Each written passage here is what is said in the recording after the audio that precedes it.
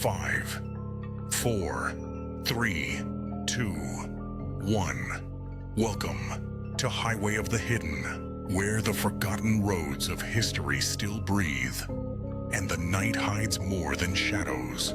Here, the restless dead whisper in the dark, cryptids stalk the tree line, and conspiracies linger just out of sight. Every mile takes us deeper into the unknown, and every story carries a chill. So buckle up and join me as we take a ride down the highway.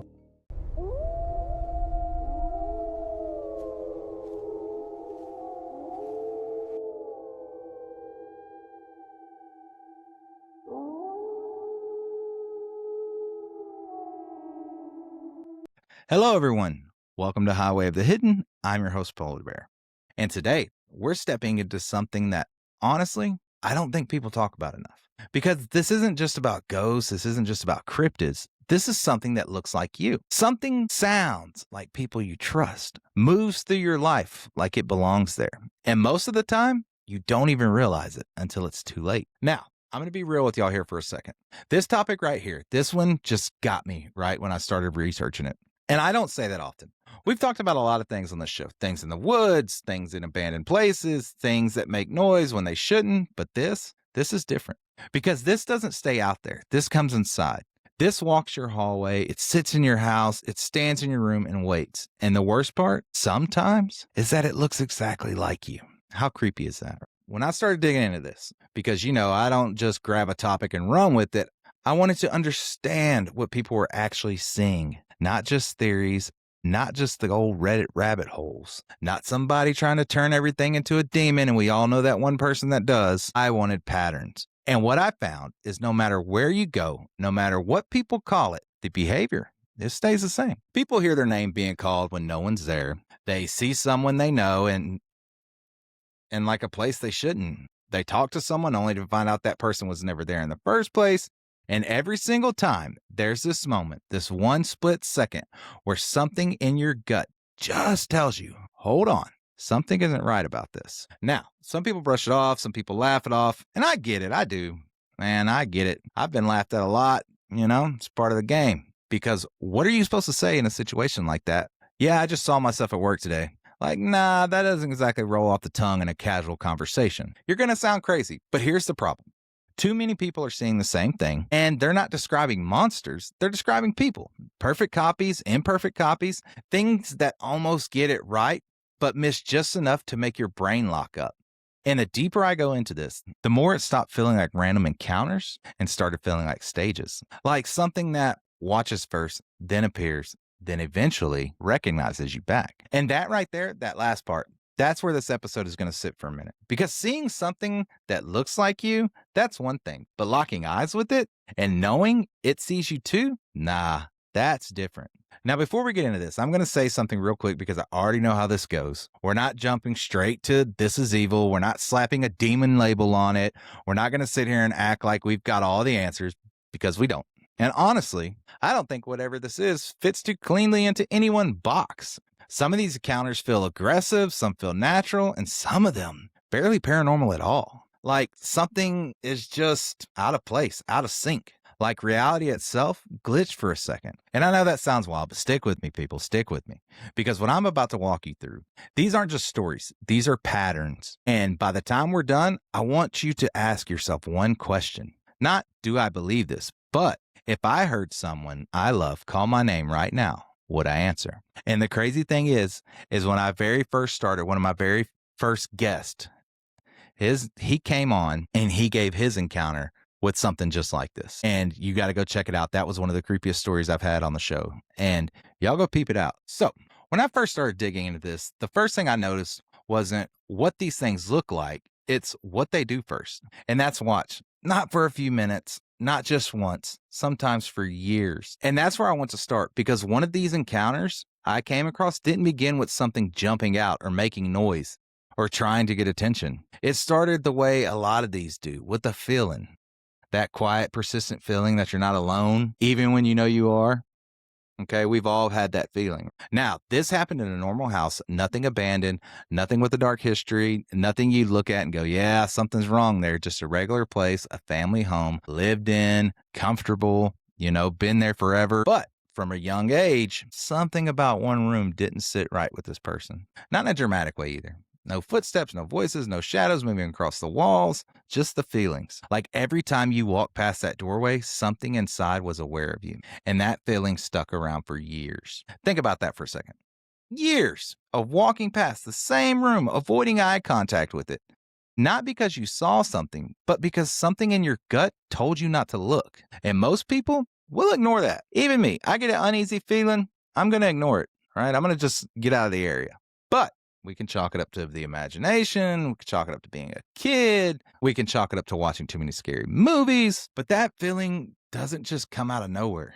And one day, it didn't just stay a feeling. It became something real. It was in the middle of the afternoon, broad daylight, not 2 a.m., not in the dark, not half asleep, fully awake, walking through the house like any normal day, passing that same hallway, that same room. And for whatever reason, this time, I looked. Just a quick glance, that's all it took. Because from inside the room, from the closet door that wasn't fully shut, something moved. Not a full reveal, not stepping out, just enough movement to be noticed. And that's how this always seems to happen. Not loud, not obvious, just enough to make you stop. And when I did, the door opened a little more and something peeked out. Now, at first glance, it looked like a person. Same height, same build, same hair. But something was wrong. Because where the face should have been, there was nothing. No eyes, no mouth, no nose, just blank, pale skin. And the longer you look at that, the more your brain starts trying to fix it, trying to make sense of it, trying to fill in the missing pieces. But there aren't any. And it didn't just stop there, because the clothes, they weren't right either. It wasn't dressed like them. It was like it had taken pieces from someone else in the house and just combined them. The body of one person and the clothing style of another. Like it was building something. Not copying perfectly, but getting close. And that right there, that detail, that's where this stops being a ghost story. Because ghosts don't need to figure out what you look like. They don't care. And this felt like something that had been waiting long enough to try and get that right. And here's the part that sticks with me the most. It didn't rush, it didn't attack, it didn't chase. It just watched back. For a few seconds, that probably felt a lot longer than they were actually standing there. And it stayed there. Half hidden, half formed, like it didn't care it had been seen, or maybe like it wanted to be. And that's when instinct kicked in. Not logic, not curiosity, just pure nope.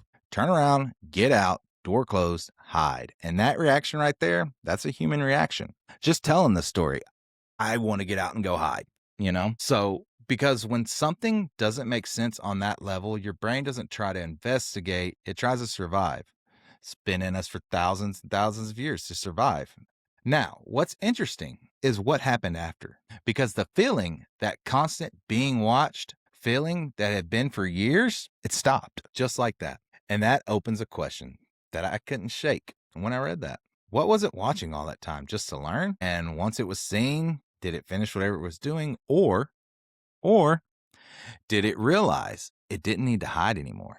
And I know that sounds like I'm reaching, but stay with me, because this wasn't the only encounter where something watched first and then changed how it behaved. Once you start lining these up, it becomes really hard to call it coincidence, because what keeps showing up over and over again is the idea that whatever these things are, they don't just appear. They observe, they learned, and eventually they try. Now, here's where things start to get a little heavier, because in that first encounter, whatever was in that room wasn't finished. It was close, but not quite right. No face, mixed details, like it was still putting together the last final touches. But what happens when something doesn't need to figure it out anymore? What happens when it gets it right?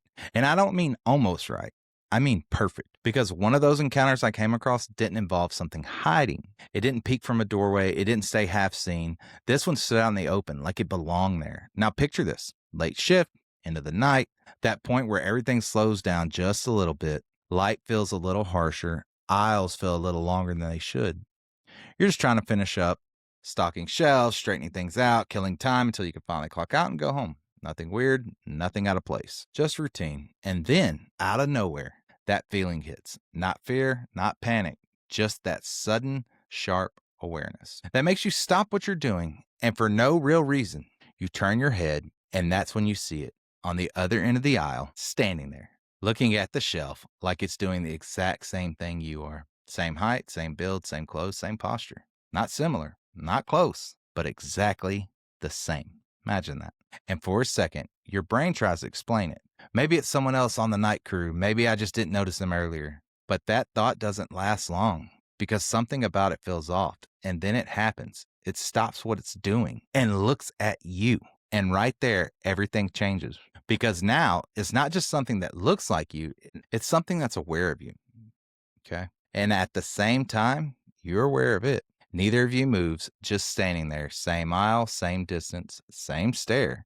I want you to really sit in that moment for a second because that's not fear yet. Whatever this thing is doing the exact same thing back. And then, without warning, it bolts. No hesitation, no buildup.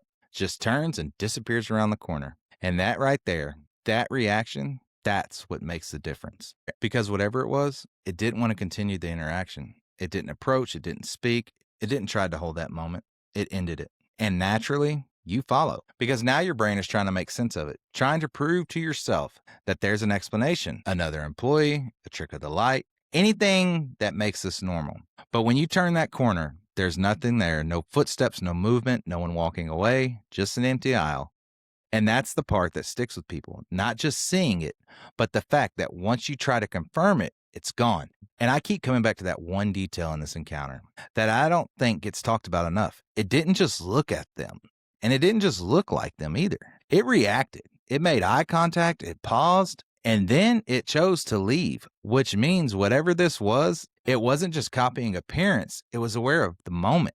And that raises a question that's a little harder to ignore, because if something can look like you, move like you, stand there and recognize that you're seeing it, and then decide to walk away, then what exactly are we dealing with? Is it something that got caught, or is it something that realized it wasn't supposed to be? And I'll tell you right now, that moment right there, that eye contact, that's where a lot of these encounters shift, because seeing something that looks like you, that's one thing. But knowing it sees you, once that happens, the dynamic changes. It's not just observation anymore, it's interaction.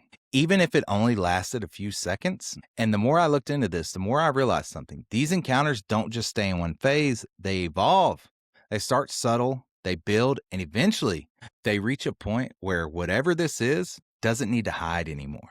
And that's creepy. So up to this point, everything we've talked about has had distance, a room, an aisle, a moment that starts and then ends. But what happens when it doesn't leave? When it doesn't stay in one place and instead moves through your life like it belongs there? Because one of the encounters I came across didn't happen once. It didn't happen twice. It became something that just started happening, almost a normal occurrence. And the people experiencing it at first, they didn't even treat it like it was something paranormal. They treated it like something that just didn't make sense. Now, this takes place in a house. Again, normal setting, nothing that screams something's wrong here at first glance. But inside the house, there are 3 people. And over time, all 3 of them start seeing something that shouldn't be possible. Not shadows, not figures in the dark, people, each other, and places that shouldn't be. And here's where it gets interesting. It copies whoever matters to the one seeing it. One person sees their partner, their partner sees them and themselves, and another sees the father. Not random, not scattered, targeted, familiar, and every time it shows up, it follows the same rules. It doesn't speak, it doesn't respond, it doesn't acknowledge you. It's just there, fully formed, solid, clear as day, not transparent, not shadowy, not something you can convince yourself is your imagination. It looks real and behaves like it belongs. And that's what makes it so easy to brush off at first, because when something looks that normal, your brain tries to force it into a normal explanation. Maybe I just missed them leaving. Maybe I didn't hear them come in. But then the timing starts breaking. And one of the first times this really stands out, someone sees the father sitting in a chair inside the house from behind. Nothing strange about it, just sitting there. And within seconds, the same father is outside, leaving in his truck. No time to move, no time to pass by, no way to be in both places. And that's when that feeling creeps in. Not fear, just that shouldn't be possible. And that's how this one works. It doesn't hit you all at once. It stacks little moments that don't line up until you can't ignore it anymore. And the more it happens, the more consistent it becomes. because it always follows the same rules. No talking, no interaction, no response. Almost like it's not there to communicate, it's there to be seen, or maybe to test something. And then something changes, because up until this point, everything has been visual. Something you see, something you question, something you try to explain away. But then it crosses into something else, something physical. One night, someone gets out of bed just for a moment, nothing unusual, and as soon as they leave, their partner feels it. That familiar shift in the mattress, that weight, that exact movement of someone getting back into bed. Not imagined, not subtle, clear, recognizable. The same way it always feels, so naturally. They assume they came back, but when they open their eyes, the bed is empty. And at the same time, they see them walking back through the doorway. And that right there, that's the moment everything changes, because now it's not just something you see, it's something that can interact with the space around you. It knows where you sleep, how you move, what it feels like when you're there, and it can replicate it perfectly for just long enough to believe, and then it's gone. And here's what really messes with people about this one. It doesn't feel aggressive. It doesn't feel like something's trying to hurt them. It doesn't even feel like something is trying to scare them. It just exists, like it's moving alongside them, following the same routines, stepping into the same spaces, almost like it's using their lives as a template. And every now and then, it slips into place just to see if it fits. I want to tie one more thing into this, because it shows up in this encounter too. And that's the voice, hearing your name when no one's there. Not often, not constant, but just enough to happen more than once. And that detail, that small detail that connects this to something bigger, because across different places, different cultures, different stories, there's always a warning tied to that. If something calls your name and you don't know where it's coming from, don't answer. And I'm not saying that to be dramatic. I'm saying that because whatever this is, it clearly knows how to sound like you, just like it knows how to look like you. And once you put all that together, you're left with something that doesn't fit clean into any one explanation. Because this isn't just a visual copy. This isn't just something hiding in the background. This is something that moves through the environment, understands routine, replicates presence, and occasionally steps into your place, even if it's only for a second. Okay, so what we've discussed so far, we've discussed when something's watching, when it moves through a space, when it recognizes when it's been seen, but what we haven't crossed is that final line yet, and I've been saving this for y'all. Okay, we haven't stepped into the moment where whatever this is doesn't just copy you, it becomes you, even if it's only for a few seconds. And the encounter I'm about to walk you through, this one doesn't happen in a house people are used to. It doesn't happen somewhere familiar. This takes place somewhere isolated, somewhere quiet, somewhere where if something went wrong, you wouldn't have anywhere to go. And now, I want you to build the scene in your head. An old cabin, and I don't mean a rustic getaway old that you can Airbnb. Okay. I mean an old way that feels off. Imagine like an old dusty cabin with, I don't know, pots and pans everywhere and dust all over the floor. That kind of cabin. The kind of place where things don't quite make sense. There's no bathroom inside, just an outhouse. And to get there at night, there's a rope. Okay. A literal rope running from the cabin to the outhouse so you don't lose your way because it's dark. I want you to really sit with that for a second, because that tells you everything about how dark it gets out there. No street lights, no nearby houses, nothing, just black. And inside that cabin, things don't get any more normal. There's a loft upstairs, and in that loft, there's a bed. But it's not just a bed sitting on the floor. You have to climb up to it, like it's elevated on purpose. And underneath that bed, there's a small door, child-sized, and it locks. And from the outside, now, I'm not going to sit here and pretend I know what that's for. But I will say this, that's not a normal design. That's a space where something can be above you and something else can be below you, and you don't fully see either one. And that's the environment this happens in. So one night, everyone's asleep, quiet, still, and out of nowhere, she wakes up. No sound, no movement, just that feeling, that immediate, unexplainable fear. Like something in her body knew before her mind did, and that she wasn't alone. And when she opens her eyes, she sees him right there in the bed with her, her husband, or at least what looks like him. But something is wrong, and it's not subtle. His eyes are too wide. That smile isn't right. It's stretched, unnatural, like it's trying to look normal, but it doesn't understand how. And he's just staring at her, not blinking, not moving, just watching. And then he speaks, calm, simple, almost casual. How are you feeling? Now, on the surface, that question makes sense because she had been sick, really sick, the whole trip. So if that actually was him, that would be a normal thing to say. But this didn't feel normal because of the way he looked, the way he was staring, the way that smile didn't quite sit right on his face. And right after he says that, she hears it, footsteps coming up the stairs. And I want you to feel that moment, because now there's two things happening at once. There's something in the bed with her, and there's someone walking up the stairs. And when she turns to look at who's coming up, it's him, her actual husband, coming back inside from the outhouse, confused, normal, exactly where he should be. And when she looks back, the one in the bed is gone, just gone. No movement, no sound, no sign it was ever there. And that right there, that's the line. That's the moment this entire episode has been building toward, because that's not something watching anymore. That's not something standing across the room. That's something that took place, spoke, interacted, and timed itself perfectly with the real person. And I want you to notice something else about this. It didn't try to keep the illusion going. It didn't stay once the real vision showed up.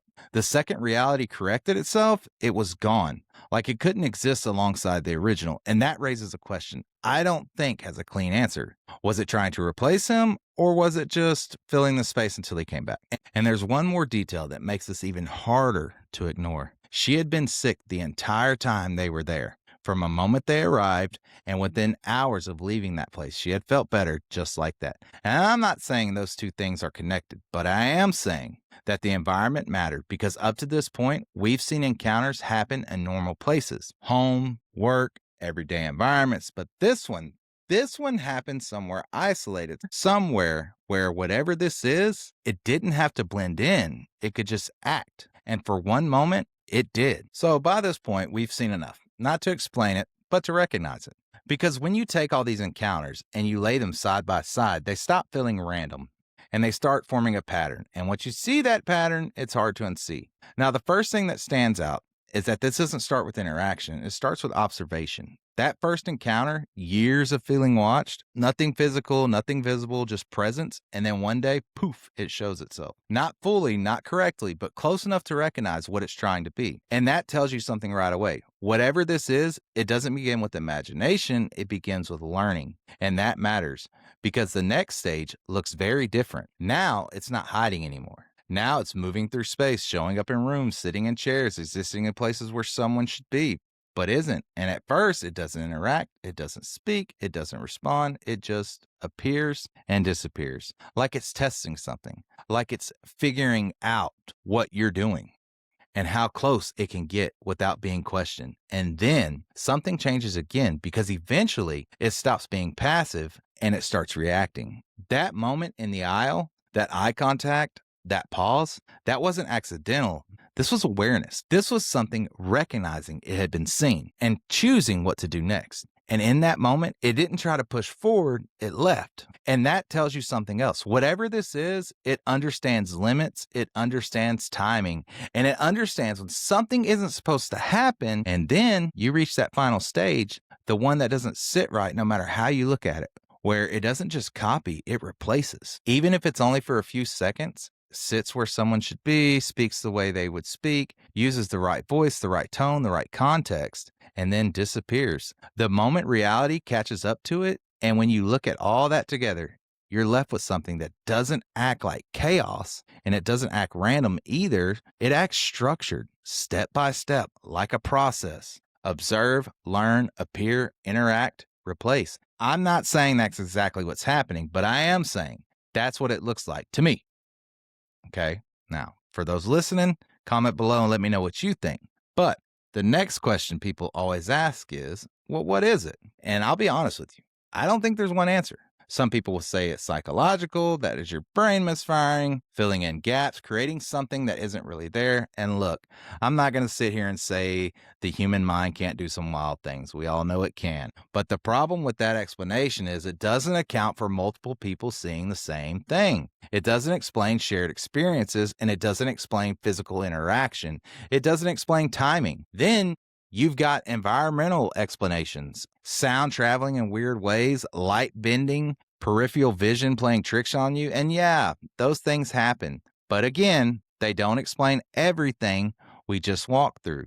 They don't explain something sitting in a bed or locking eyes with you across a room or appearing in two places at once. And then there's the third option, the one people don't like to sit with for too long, and that this is something we don't fully understand yet, something that can observe human behavior, can replicate it, and can exist just close enough to us to overlap with our reality for a moment, not fully here, not fully gone, just in between. And I know that sounds like a stretch, but ask yourself this. If something can watch you long enough, learn how you move, learn how you sound, learn how you exist in your own space, how long before it can act like you? And more importantly, would you even know the difference? You know, the more I sat here with this episode, the less it felt like something distant.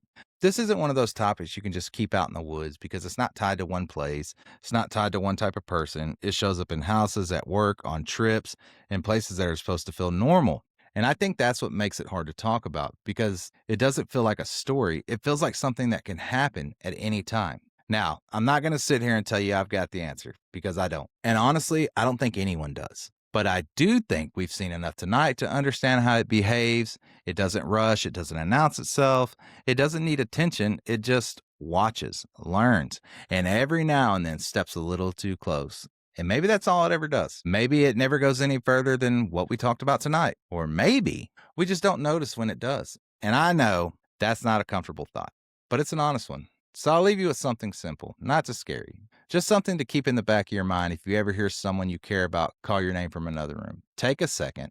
If you see someone where they shouldn't be, just pause. And if something feels off, even just a little bit, trust that gut feeling. Because every story we went through tonight, every single one started with that same moment, that quiet realization that something wasn't right. And most of the time, that feeling shows up before anything else does. Now, whether that's instinct or something deeper, I'll let you decide. But either way, just make sure before you answer, before you follow, before you step off into something, that it may not always be what it seems. That's it for tonight, everyone. Thank y'all for being here. I hope y'all enjoyed it. And if you want to be on the show or if you've had an encounter like this or even something different and you want to share it, shoot me an email. The email address is polarbearhoth@gmail.com. You can reach out to me on TikTok or Instagram, polarbearhoth, or Facebook, Highway of the Hidden. Until next time, stay safe on those roads out there. And as the road disappears into the mist, the hidden waits for those brave enough to follow. Until next time, keep your eyes on the shadows and remember, every highway has its secrets. This has been Highway of the Hidden.